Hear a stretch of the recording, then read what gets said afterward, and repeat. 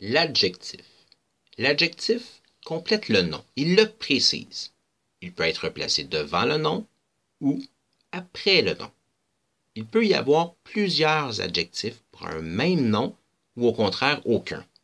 Ce que je veux dire, c'est qu'il se pourrait très bien qu'un nom n'ait pas d'adjectif ou même qu'une phrase n'ait pas d'adjectif. Ça peut arriver. Mais comment on fait pour les retrouver, les repérer, les identifier dans une phrase à coup sûr? Eh bien, deux façons, deux trucs. On pose la question « comment » et on remplace le mot que l'on croit être un adjectif par un autre adjectif que l'on connaît. Et si ça fonctionne, si la phrase fait du sens, on a trouvé nos adjectifs. Donc, on commence. Un vieil homme déguisé en clown. Est-ce que je peux dire pour le mot vieil, le remplacer par le mot petit? Un petit homme déguisé en clown. Oui. Un bel homme déguisé en clown. Oui. Donc, le mot vieil, car est un adjectif. Il est comment l'homme? Il est vieil, dans le sens de vieux. Ensuite, un vieil homme déguisé. Est-ce que je peux dire un vieil homme laid? Un vieil homme malade? Oui. Donc, ici, il est comment l'homme? Il est déguisé. Donc, déguisé serait également un adjectif. Oui, mais monsieur, déguisé est un participe passé.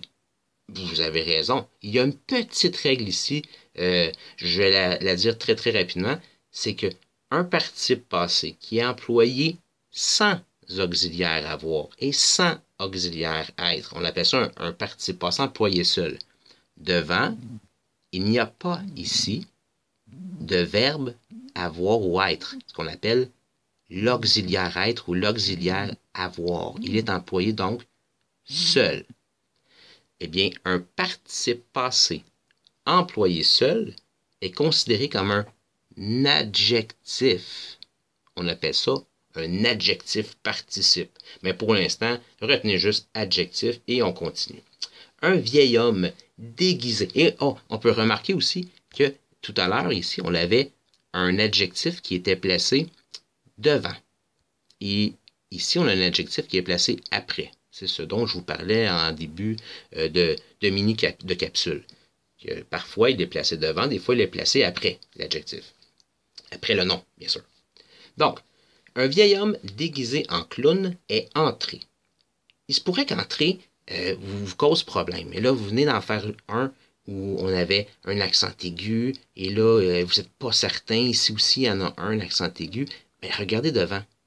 Le fameux auxiliaire être, le fameux verbe être dont je vous parlais tantôt.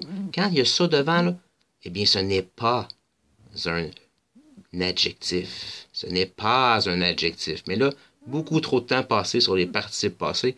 On va faire un cours là-dessus de toute façon. On continue. Un vieil homme déguisé en clown est entré dans notre petite boutique. Et là, je me dis petite. Peut-être que c'est un adjectif.